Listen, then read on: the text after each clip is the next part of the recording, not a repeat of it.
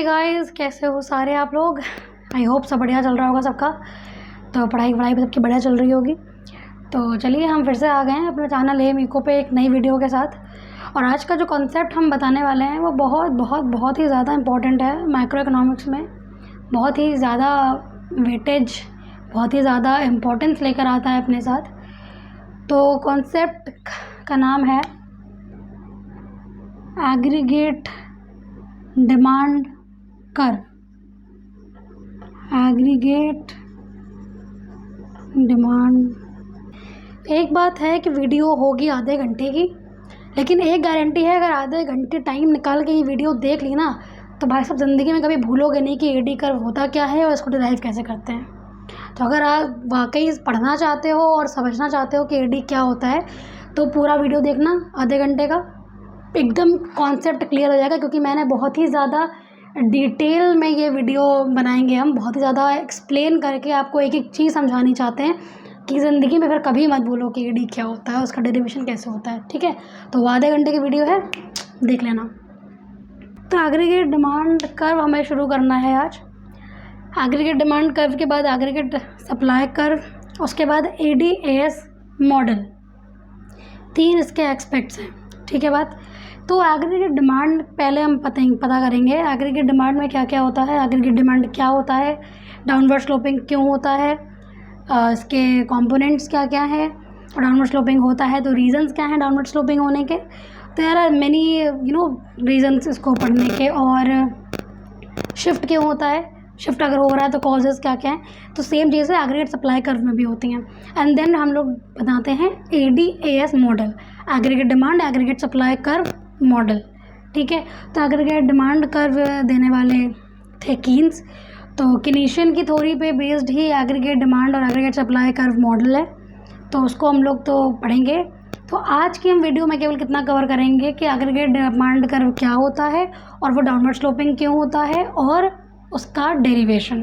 तो आज की वीडियो में हम लोग 3 चीज़ें कवर करने वाले हैं। ठीक है, तो चलिए शुरू करते हैं फिर फटाक से। तो ये है डेफिनेशन एग्रीगेट डिमांड कर्व की, बहुत ही सिंपल, बहुत ही इजी लैंग्वेज में कि एग्रीगेट डिमांड कर्व क्या होता है। तो सबसे पहली बात तो एग्रीगेट डिमांड क्या होती है, कर्व की तो बात ही नहीं हुई अभी।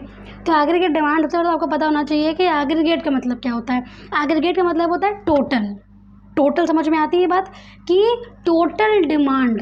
एक देखो, हम लोग जब मैक्रो इकोनॉमिक्स की बात करते हैं तो हम लोग क्या बोलते हैं कि पूरी इकोनॉमी की बात हो रही है ना। मैक्रो की सिंपल डिफिनेशन सबको रटी हुई है कि economy as a whole. Micro में क्या था, हर एक इंडिविजुअल की डिमांड पे हम लोग चेक कर रहे थे। यहाँ पर क्या है, हमें पूरी इकोनॉमी की डिमांड देखनी है हमें। ठीक है, तो पूरी जब इकोनॉमी की बात हो रही है तो पूरी इकोनॉमी में तो बहुत सारे लोग आते हैं। तो एग्रीगेट मतलब कि टोटल डिमांड जो क्रिएट करी जाती है, कौन कौन क्रिएट करता है, कंज्यूमर क्रिएट करता है, अपने घर के खर्चे होते हैं वो क्रिएट करता है, जो कंज्यूमर हाउस होल्ड हो गया। प्राइवेट इन्वेस्टर्स मतलब जो इन्वेस्ट करते हैं पैसा किसी भी बिजनेस में या किसी भी स्टार्टअप्स में जो भी, तो उसको बोलते हैं। गवर्नमेंट स्पेंडिंग्स, अब गवर्नमेंट जो है वो खर्चा कहाँ करती है, इंफ्रास्ट्रक्चर अच्छा बनाने में, railways, bridges, schools, hospitals, there are an number of things होती हैं उसमें, तो वहाँ जो खर्चा होता है। और फॉरेनर्स, जो उसमें लिखा है ना वर्ड, ये फॉरेनर्स मतलब ये नहीं कि जो बाहर से फॉरेनर्स आते हैं ना घूमने, लाल किला और ये लोटस टेम्पल, ये वाला फॉरेनर्स नहीं। तो एक्सपोर्ट्स होता है, जो नेट एक्सपोर्ट्स, हमारी कंट्री में कोई सामान बन रहा है, हम उसे बाहर भेज रहे हैं, बाहर की कंट्री में कोई सामान बन रहा है, मे बी वो हमारी कंट्री में नहीं है तो उसे हम खरीद रहे हैं। तो इन दोनों में जो डिफरेंस होता है नेट एक्सपोर्ट्स, तो उससे जो डिमांड क्रिएट होती है और अलग अलग प्राइस लेवल पे, ठीक है, डिफरेंट प्राइस लेवल्स पे जो डिमांड क्रिएट करते हैं ना ये 4 लोग, उसको हम लोग बोलते हैं aggregate demand. Other things being constant, ये बहुत इंपॉर्टेंट है। और चीज़ें जो है ना वो कांस्टेंट है भाई, यहाँ पे किसी और चीज़ की बात नहीं हो रही, यहाँ पर केवल अलग अलग प्राइस लेवल्स की बात हो रही है। जैसे बहुत लोग ये भी बोलते हैं कि एग्रीगेट डिमांड कर्व में क्या ही डिफरेंस है, जैसे माइक्रो में होता है डिमांड कर्व वैसे इसमें होता है, नहीं, बिल्कुल भी नहीं। वहाँ डिमांड होती है, हम लोग एक बंदे की डिमांड चेक करते हैं और होता क्या है कि वहाँ पर मान लीजिए हमारे पास वही एग्जांपल चला आ रहा है बरसों से, पेप्सी और कोक का। पेप्सी नहीं मिली तो कोक ले ली, चाय नहीं मिली तो कॉफ़ी ले ली। तो ऐसा बिल्कुल, पहली बात तो ये बहुत ही इम्प्रैक्टिकल एग्जाम्पल्स हैं। ठीक है, ऐसा बहुत रियल वर्ल्ड में शायद ही ऐसा होता हो। तो वहाँ पर क्या हो रहा है कि अगर आपको एक कमोडिटी नहीं मिल रही है, आप दूसरी उसके ऊपर सब्स्टिट्यूट कर दे रहे हो, बट यहाँ पर आप ऐसा कुछ भी नहीं कर रहे हो। यहाँ पर पहली बात तो आप एक जनरल प्राइस लेवल की बात कर रहे हो, ठीक है। तो यहाँ ये जो एग्रीगेट डिमांड होता है ये बिल्कुल भी डिमांड कर्व के तरीके नहीं होता है। तो ये बात पहले दिमाग से निकाल देना कि ये दोनों चीज़ें बिल्कुल सेम होती हैं, बिल्कुल नहीं होती है, क्योंकि यहाँ पर all other things are constant. यहाँ पर हर अलग अलग प्राइस पे ये चार लोग जो डिमांड, जो यहाँ पे चार चीज़ें लिखी हुई है, consumer, house hold, private investors, government and net exports, ये चार लोग जो अलग अलग डिमांड पे अलग अलग प्राइसेस पे जो डिमांड करते हैं उसको हम लोग बोलते हैं एग्रीगेट डिमांड। आ गई बात समझ में? अब देखते हैं इसके कंपोनेंट्स क्या क्या हैं, ठीक है। हाँ जी, तो ये चार वही कंपोनेंट्स हैं जो भी हमने इस डेफिनेशन में लिखे हुए थे। कंजम्पशन डिमांड, जो हमको कंज्यूम करना होता है, उसकी वजह से हम जो डिमांड क्रिएट करते हैं वो मतलब कंज्यूमर, हाउस होल्ड्स जो डिमांड करते हैं। Private investments, that is denoted by I. अच्छा, ये जो CIGNX लिखा हुआ है ये से डिनोट किए जाते हैं ये चारों चीज़ें, ठीक है। गवर्नमेंट स्पेंडिंग, बताया अभी हमने, जो इंफ्रास्ट्रक्चर पे खर्चा होता है या गवर्नमेंट कोई भी खर्चा करती है या कोई भी चीज़ें गुड सर्विसेज लेने में जो परचेज़ करने में उसे खर्चा करती है, that is all government spending. Net exports, अभी बताया कि जो ये exports minus imports, exports is denoted by X and imports are denoted by M। तो इन दोनों में जो डिफरेंस है उसको हम लोग डिनोट करते हैं N स्मॉल x से। तो ये चार कंपोनेंट्स हैं एग्रीगेट डिमांड कर्व के, ठीक है। तो अब हम लोग तुरंत आते हैं एग्रीगेट डिमांड कर्व पे, ठीक है बात। चलो, हाँ तो भाई एग्रीगेट डिमांड कर्व क्या होता है? Aggregate demand curve shows the relationship between the total quantity demanded and general price level. ये दो चीज़ें यहाँ पर एक्स्ट्रा हैं, माइक्रो इकोनॉमिक्स के इंडिविजुअल डिमांड कर्व से डिफरेंट है। जो भाई यहाँ पर क्या हो रही है, टोटल क्वांटिटी डिमांडेड की बात हो रही है और जनरल प्राइस लेवल की बात हो रही है। वहाँ पर क्या था, सिंपल क्वांटिटी डिमांडेड और प्राइस की बात हो रही थी। अच्छा, टोटल क्वांटिटी डिमांडेड को हम लोग और क्या क्या बोल सकते हैं, क्योंकि बहुत सारी बुक्स में अलग अलग चीज़ें लिखी होती हैं, बट एक सिंपल जो चीज़ होती है वो होती है वाई। अगर हमें GDP लिखना हो तो भी हम वाई से डिनोट करेंगे। अगर हमको एग्रीगेट आउटपुट लिखना हो तो भी हम वाई से डिनोट करेंगे, ठीक है। अगर हमको एग्रीगेट क्वांटिटी डिमांडेड लिखना हो तो भी हम वाई से डिनोट करेंगे, क्योंकि ये तीनों चीज़ें सब एक ही होती हैं। जितना डिमांड करेंगे उतना ही आउटपुट हो रहा है, GDP उतनी जितना जब बनेगी चीज़ें, सामान लोग खरीदेंगे, उतना पैसा आएगा, वही GDP होगा। तो everything is denoted by Y. तो जब हम एग्रीगेट कर्व की बात करेंगे ना, तो ये हमने बनाया वर्टिकल लाइन, हॉरिजॉन्टल, ठीक है। ये है हमारा Y axis, X axis. AD curve में हॉरिजॉन्टल एक्सिस यानी कि एक्स एक्सिस पे क्या होता है, एग्रीगेट आउटपुट होता है, डिनोटेड बाय वाई। अब कंफ्यूज मत हो जाना कि अभी तो हमने क्वांटिटी डिमांडेड बोला था, अब हमने ये लिख दिया। सब एक ही चीज़ है, बट लिखते यही हैं, एग्रीगेट आउटपुट, वाई की बात हो रही है, ठीक है। और यहाँ पर क्या होगा, price level denoted by P, ठीक है बात। और एग्रीगेट डिमांड कर्व जो होता है वो कैसा होता है, downward sloping from left to right. This is your demand curve, very simple. भाई एग्रीगेट डिमांड कर्व तो हमने बना दिया, डाउनवर्ड स्लोपिंग होता है, ये प्राइस लेवल है, बन गया डिमांड कर्व, कुछ भी नहीं करना इसमें। तो ये तो हो गया कि डिमांड कर्व, इतनी ही बात हो गई। बट पहली बात डाउनवर्ड स्लोपिंग है, तो डाउनवर्ड स्लोपिंग क्यों है, ठीक है। और डेरिवेशन भी इसका थोड़ा सा टिपिकल, अभी करेंगे उसको भी। तो अब जब हम लोग इसकी बात कर चुके हैं, तो एक इम्पॉर्टेंट बात और है, कीन्स के 4 सेक्टर इकोनॉमी में अगर आपने पढ़ा हो तो AD is equal to C plus I plus G plus, यही होता है एग्रीगेट डिमांड कर्व। हमने जब डेफिनेशन लिखी तब भी ये लिखा था, C stands for consumption demand, investment, government spending and net exports. तो ये चारों चीज़ें मिलाकर क्या बनाता है हमारा एग्रीगेट आउटपुट, या एग्रीगेट एक्सपेंडिचर कह लो, कुछ भी कह लो। क्लियर है बात। तो अब हम आते हैं कि aggregate demand curve downward sloping क्यों होता है। पहला रीज़न, रियल बैलेंस इफेक्ट। तो रियल बैलेंस इफेक्ट कैसे इन दोनों में रिलेशन शो करेगा, इन्वर्स, वो पता करते हैं भैया। इन्वर्स, पहली बात तो हम लोग उसमें माइक्रो इकोनॉमिक्स में क्या करते थे कि इन्वर्स रिलेशनशिप है इसलिए डाउनवर्ड स्लोपिंग है। अरे इन्वर्स है वो तो हमको पता है, लेकिन है क्यों, हो क्यों रहा है, तो वो हम लोग भी यहाँ पता करते हैं। देखो मान लो हमारी रियल बैलेंस इफेक्ट जो होता है क्या होता है कि कोई जनरल प्राइस लेवल चल रहा है इकोनॉमी में, ठीक है, अब वो राइज हो रहा है। जब जनरल प्राइस लेवल राइज हो रहा है इसका मतलब क्या है कि लोगों की जो इनकम है वो कम हो रही है कि नहीं हो रही है। कैसे, जो लोगों की रियल इनकम है, रियल इनकम की बात हो रही है यहाँ पे। रियल इनकम और नॉमिनल इनकम में डिफरेंस पता है, नहीं पता है तो हम बता देते हैं। जैसे मान लो हम कोई फैक्ट्री में काम करते हैं, हमको उसका 100 रुपये मिलता है, तो ये 100 रुपये जब हमको हमारी सैलरी, जो हमारी इनकम है, ये क्या है, ये नॉमिनल इनकम है। कौन सा इनकम है, नॉमिनल इनकम है। अब इसमें हमने कोई भी खर्चा पानी नहीं किया है, बट समझ लो खर्चा पानी करने के बाद हमारे पास बचता है 50 रुपये, तो ये क्या है, this is real income. Real income तो ये हुई ना भाई, 100 रुपये कमा रहे हो, उसमें से तुम लोग ने 50 रुपये खर्च कर दिए, तो 50 रुपये तो गए हाथ से, कंज्यूम करने के लिए तो कमा रहे हो ना, तो बचे कितने, 50, तो 50 इज़ व्हाट, रियल इनकम। ठीक है, अभी क्या है कि, तो ये समझ में आया ना रियल इनकम, तो यहाँ रियल इनकम की बात हो रही है। तो जब हमारे पास price level, certain price level है वो इंक्रीज़ हो गया है, तो अब ऑब्वियस सी बात है कि ज़्यादा खर्चा होगा। जो जितना सामान हम पहले 50 रुपये में ले पा रहे थे, अब हम ज़्यादा सामान ले, मान लो पहले हम 100 रुपये की चीज़ थी 50 रुपये में ले पा रहे थे, अब मान लो हमने 75 रुपये में खर्च का अपना एक्सपेंडिचर कर रहे हैं, तो हमारे पास कितना रुपये बच रहा है, 25 रुपये बच रहा है। ठीक है, पहले हम 100 रुपये से 75 रुपये हटा पा रहे थे, क्यों, क्योंकि पहले तो प्राइस कम था ना, अब कंपैरेटिवली प्राइस बढ़ गया है, तो उतना ही सामान 50 रुपये में जो आ रहा था वो 75 रुपये में आ रहा है, तो ये रियल इनकम बच रही है ना हमारे पास 25 rupees. Now we are left with 25 rupees, तो this is what are real income is, 25 rupees.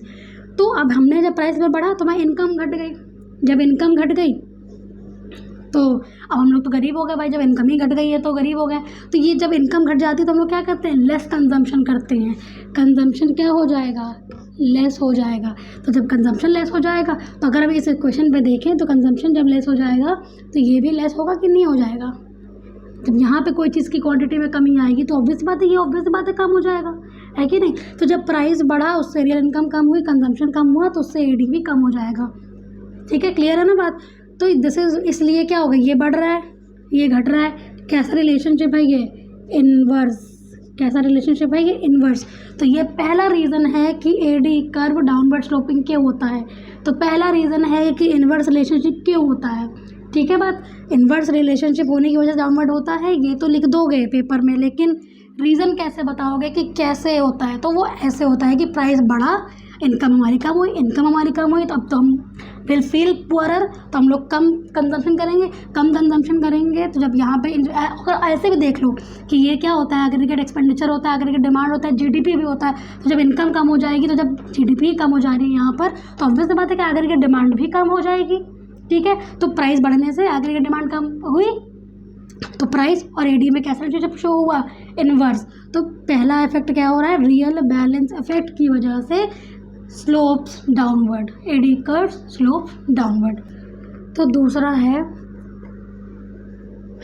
Rate of interest effect, rate of interest effect, ये है हमारा दूसरा रीज़न कि एडी कर्व डाउनवर्ड स्लोपिंग क्यों होता है। तो रेट ऑफ इंटरेस्ट इफेक्ट से हम क्या समझते हैं भाई, जब भी हम कुछ इन्वेस्टमेंट करते हैं तो उसमें हमें कोई रेट ऑफ इंटरेस्ट देना होता है, या तो हमें मिलता है या हम देते हैं। हाँ, तो यहाँ पर तो इन्वेस्टमेंट करते हैं ना लोग, तो अगर लोगों को हाई रेट ऑफ इंटरेस्ट देना पड़ेगा तो कोई भी इन्वेस्ट नहीं करेगा, और अगर कम इंटरेस्ट देना पड़ेगा तो सब इन्वेस्ट करेंगे। तो ये बात होती है। तो ये जो रेट ऑफ इंटरेस्ट इफेक्ट है, ये कैसे इफेक्ट लाता है ये बताते हैं। तो ये जो सेकेंड वैसे इफेक्ट है ना, ये हमें ये बताता है कि रेट ऑफ इंटरेस्ट जो है, मतलब जो प्राइस लेवल बढ़ रहा है या घट रहा है, प्राइस लेवल या तो बढ़ रहा है या घट रहा है, तो इसका जो इफेक्ट है ना, इंटरेस्ट रेट पे कितना बढ़ेगा, इंटरेस्ट रेट पे क्या इफेक्ट होगा इसका, प्राइस के बढ़ने या घटने से इंटरेस्ट रेट पे क्या इफेक्ट पड़ेगा, ये हमें बताता है रेट ऑफ इंटरेस्ट इफेक्ट। तो कैसे, आइए पता करते हैं। सर्टन वही बात है, सर्टन प्राइस लेवल चल रहा है, सर्टन प्राइस लेवल चल रहा है, अब प्राइस लेवल बढ़ गया। जब प्राइस लेवल बढ़ गया तभी हमने पढ़ा कि हमारी जो रियल इनकम है, यानी कि M/P, रियल इनकम ये बोलते हैं इसे, जो हमने पिछले पढ़ा M/P। तो ये हमारी जो रियल इनकम है ये हो गई कम, प्राइस बढ़ा, रियल इनकम कम हो गई। अब हमको चाहिए पैसा, और तो जो मनी की डिमांड होगी, मनी डिमांड होगी वो बढ़ जाएगी। प्राइस बढ़ा, इनकम कम हुई, हमको अब पैसा चाहिए और इकोनॉमी को चाहिए पैसा और, तो वो क्या करेगी, डिमांड बढ़ाएगी। जब डिमांड बढ़ेगी तो जो भी गिवन सब मनी सप्लाई चल रहा होगा उस समय इकोनॉमी में, जो भी मनी सप्लाई इस समय चल रही होगी, तो मनी सप्लाई भी तो बढ़ेगी। क्यों? क्योंकि भाई डिमांड बढ़ रही है तो हम सप्लाई अपनी बढ़ाएंगे। तो इसकी वजह से क्या हो जाएगा कि मनी सप्लाई भी तो जो है वो बढ़ जाएगी। अब जब मनी सप्लाई बढ़ेगी तो भैया देखो, ह्यूमन नेचर भी होता है, जब किसी को कोई चीज़ की ज़रूरत होती है, जब हम जानते हैं कि अगले बंदे को कोई चीज़ चाहिए, तो हम अपने फ़ायदे की तुरंत चीज़ देखते हैं कि भाई हमारा फ़ायदा किस में, अगर उसे ये चीज़ चाहिए तो अगर हम उसे वो चीज़ दे दें तो उसमें हमारा क्या फ़ायदा है। तो अगर यहाँ पे मनी सप्लाई बढ़ रही है, यानी कि अगर हमको पैसा और देना है इकोनॉमी में और सप्लाई करना है मनी, तो उसमें इकोनॉमी का क्या फ़ायदा है। तो क्या होगा कि रेट ऑफ इंटरेस्ट जो है ना, रेट ऑफ इंटरेस्ट वो जाएगा बढ़। मनी सप्लाई बढ़ेगी तो ऑब्वियस सी बात है कि मनी सप्लाई में हमको चाहिए ज़्यादा इंटरेस्ट, जो पैसा दे रहा है वो और इंटरेस्ट लेगा ना। मान लो हमको भी, अब हम किसी को अगर 1 लाख रुपए उसको ज़रूरत है किसी को, तो हम उसको दे रहे हैं, उसको बहुत ज़रूरत है तो हम उसको दे रहे हैं, तो हम सबसे पहले अगर मान लो करंट रेट ऑफ इंटरेस्ट चल रहा होगा 4%, तो हम क्या बोलेंगे, नहीं भैया 6% ले लो। अब उसकी तो बहुत ज़रूरत है, अगले को तो 1 लाख रुपए चाहिए ही चाहिए किसी भी हालत में, तो वो 4% क्या 6% क्या वो 8% भी देगा, क्योंकि उसे बहुत ज़रूरत है। तो यहाँ पर अपना फ़ायदा देखने के लिए कहाँ का इकोनॉमी क्या करेगा कि रेट ऑफ इंटरेस्ट बढ़ा देगा। और जैसे ही रेट ऑफ इंटरेस्ट बढ़ाएगा तो जो इन्वेस्टर्स हैं वो क्या करेंगे, इन्वेस्टमेंट कर देंगे कम, इन्वेस्टमेंट हो जाएगा कम। क्यों? क्योंकि कोई भी investor higher rate of interest पे इन्वेस्टमेंट नहीं करता है। ठीक है बात? कैसे समझते हैं, देखो क्या बताया अभी हमने कि रेट ऑफ इंटरेस्ट क्या हो जाएगा, बढ़ जाएगा। इसकी वजह से क्या हो जाएगा कि इन्वेस्टमेंट कम हो जाएगा, अब फिर आते हैं इस इक्वेशन पे, इन्वेस्टमेंट क्या हुआ, इन्वेस्टमेंट कम हो गया, तब जब अभी हमने बताया था कि इन चारों में से कोई भी क्वांटिटी कम हो जाएगी तो आगे की डिमांड भी कम हो जाएगा। अब अगर इन्वेस्टमेंट यहाँ पर कम हो गया है तो ऑब्वियस बात है ईडी भी कम हो जाएगा। आई बात समझ में? तो फिर भी कैसा रिलेशनशिप हो रहा है, प्राइस तो बढ़ रहा है लेकिन इन्वेस्टमेंट घट रहा है। प्राइस बढ़ने से इन्वेस्टमेंट घटने से कौन सा रिलेशनशिप है, इन्वर्स। तो इन्वर्स रिलेशनशिप वजह से फिर से डाउनवर्ड स्लोपिंग है। तो ये सेकंड इफेक्ट है, रेट ऑफ इंटरेस्ट इफेक्ट है। क्योंकि कोई भी इन्वेस्टर, ये बात समझ में आ गई ना सबको, कि कोई भी इन्वेस्टर मान लो जैसे उसने 1 लाख रुपए इन्वेस्ट करे, उसको पता है कि उसे 4% उसे इंटरेस्ट देना है। ठीक है, अब जब रेट ऑफ इंटरेस्ट ही बढ़ गया है, अब वो 6% पे इकोनॉमी कर रही है, तो कोई इन्वेस्टर क्यों इन्वेस्ट करेगा 6% में। वो पहले 4,000 रुपये इंटरेस्ट के दे रहा था, अभी उसको 6,000 रुपये देने पड़ेंगे इंटरेस्ट के। तो कोई भी इन्वेस्टर इन्वेस्टमेंट क्यों करेगा, तो इन्वेस्टमेंट हो जाएगा कम। तो ये बात क्लियर है कि प्राइस बढ़ने की वजह से इन्वेस्टमेंट कम हो जाता है। तो ये फिर से हो गया, ये बढ़ रहा है ये घट रहा है, तो भाई बनी बात है कि ये इन्वर्स रिलेशनशिप हो रहा है, तो इन्वर्स रिलेशनशिप है इसीलिए डाउनवर्ड स्लोपिंग है। तो ये सेकेंड रीज़न है रेट ऑफ इंटरेस्ट इफेक्ट, जिसकी वजह से एडी जो है वो डाउनवर्ड स्लोपिंग होता है। क्लियर हो गई बात? अब आते हैं तीसरा है हमारा फॉरेन ट्रेड इफेक्ट। ये बहुत ही ईजी है, फॉरेन ट्रेड इफेक्ट। भाई मान लो हमारे इकोनॉमी में जब सर्टेन प्राइस कोई चल रहा था, अब कोई प्राइस जो है वो फॉल हो गया है, प्राइस फॉल हो गया। अब जब प्राइस फॉल हो गया तो ऑब्वियस सी बात है कि हमारे यहाँ से लोग और चीज़ें और एक्सपोर्ट करेंगे, और चीज़ें खरीदेंगे हमसे, बाहर की जो कंट्रीज़ हैं हमसे और चीज़ें खरीदेंगी, तो उसकी वजह से क्या हो जाएगा, जो एक्सपोर्ट है हमारा वो इंक्रीज़ हो जाएगा। अब मान लो किसी कमोडिटी का जब प्राइस हमारी कंट्री में ही सस्ता हो गया है, तो हम लोग उसको अपनी कंट्री से खरीदेंगे, बाहर की कंट्री से क्यों ही मंगाएंगे। तो जो हमारा इम्पोर्ट होता है, इम्पोर्ट भी कम हो जाएगा। प्राइस सस्ता हुआ तो हम लोग अपना सामान बाहर और भेज रहे हैं, क्योंकि बाहर वाले लोग और डिमांड कर रहे हैं, क्योंकि हमारे यहाँ प्राइस सस्ता है। तो ये एक्सपोर्ट बढ़ गया हमारा, यानी कि हम अपनी कंट्री से बाहर ज़्यादा सामान बेच रहे हैं।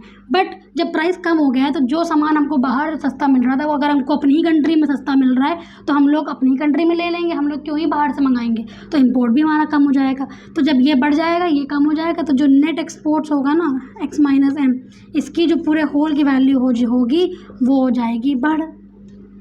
आई बात समझ भाई? क्योंकि हम ज़्यादा एक्सपोर्ट कर रहे हैं ज़्यादा, तो जो नेट एक्सपोर्ट होगा ना उसका वैल्यू बढ़ जाएगी। तो यहाँ पर जब वैल्यू बढ़ जाएगी तो एडी भी बढ़ जाएगा। प्राइस कम हुआ, एक्सपोर्ट्स बढ़ा, एडी बढ़ा। तो ये होता है फॉरेन ट्रेड इफेक्ट। तो ये 3 पॉइंट तो बहुत मेन हो गए जो हमें ये बताते हैं कि एडी कर्व अगर डाउनवर्ड स्लोपिंग है तो वो क्यों है डाउनवर्ड स्लोपिंग। तो अब हमको ये समझ में तो आ गया कि डाउनवर्ड स्लोपिंग होता है, ठीक है। अब कैसे होता है इसका डेरिवेशन हम लोग करेंगे ग्राफिकली। का जो डेरिवेशन है वो थोड़ा सा टिपिकल है। टिपिकल क्या मतलब, इतना भी नहीं कि आप लोग समझ ना सकें। शुरुआत करते हैं, चलो।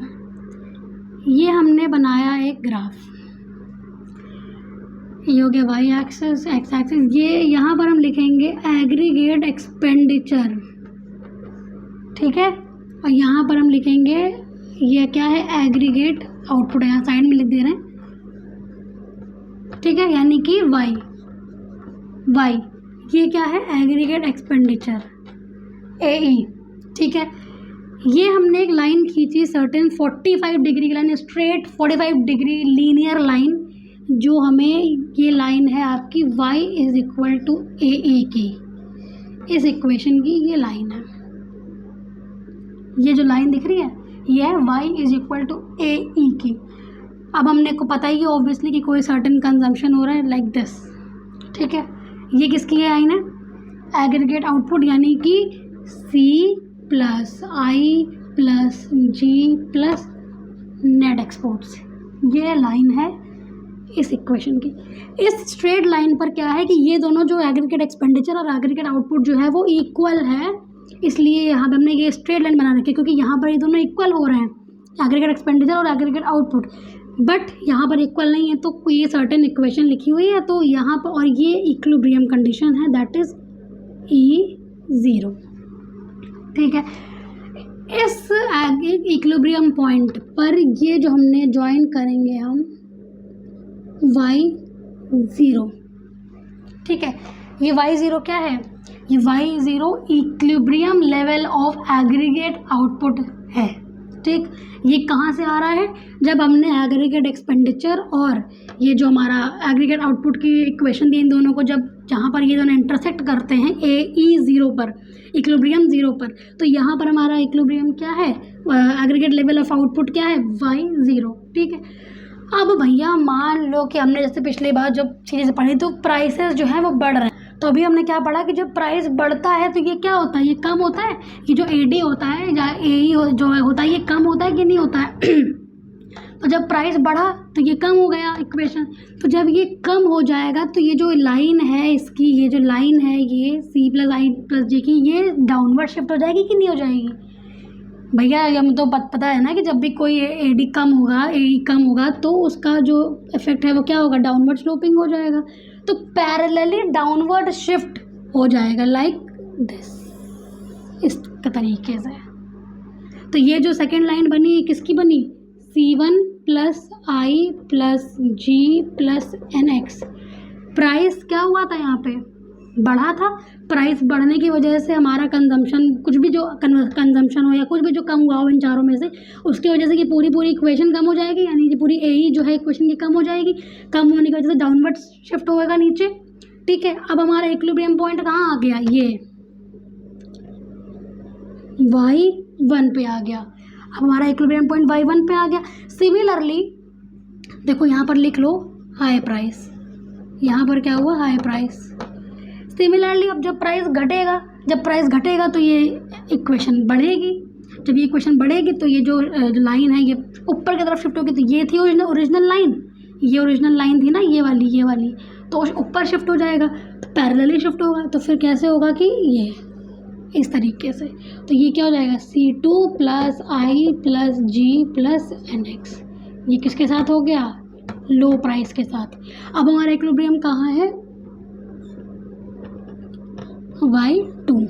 तो ये तो बात हो गई जब हम लोग एग्रीगेट एक्सपेंडिचर और एग्रीगेट आउटपुट की बात कर रहे हैं। अब हमने इसी के नीचे ही जो हमें डिराइव करना है, एग्रीगेट डिमांड कर्व डिराइव करना है, इस तरह के ग्राफ को हम लोग बोलते हैं 4 डायमेंशनल ग्राफ, ठीक है। जब हम लोग एक ग्राफ से दूसरे में कर्व या कोई भी चीज़ डिराइव करते हैं, कर्व डिराइव करते हैं वैसे, तो उसको हम लोग बोलते हैं 4 डायमेंशनल ग्राफ। ये होता है 2D x और y।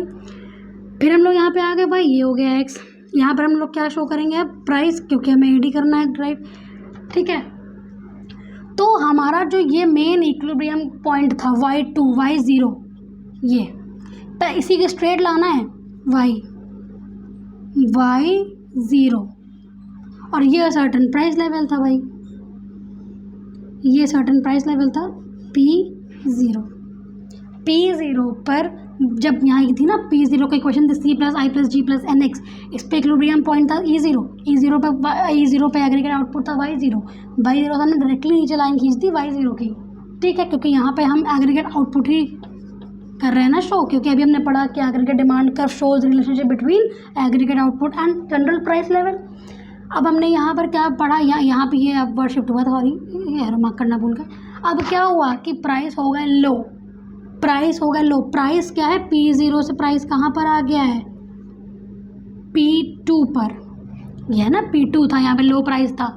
तो जब यहाँ पर इक्वेशन ये कहाँ, ये इक्विलिब्रियम कहाँ पर आ रही है Y2 पे, ये E2 था, ये E1 था, तो ये E2 से कहाँ पर आ रही है, ये इस कदर Y2 पर।